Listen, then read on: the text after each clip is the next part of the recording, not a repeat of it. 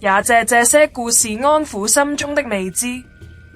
在眾多的傳閱之中，有一個名字最為醒目 ，Aniwala 拿瓦拉。但我們講述的，並非來自普拉布拉的著名版本，而是來自 Keowagan 的地方傳閱，一個歷史與超自然交織的故事。這一傳閱揭示了當時城市的另一面，文明的光明與古老信仰的暗影並存。第二部分，拿瓦爾的起源。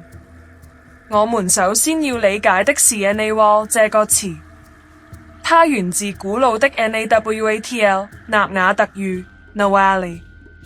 在前西班牙時代，它並不是怪物，而是一種擁有特殊靈性的人。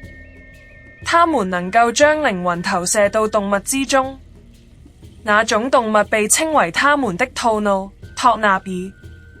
這是一種力量，一種知識，並不完全足於光明。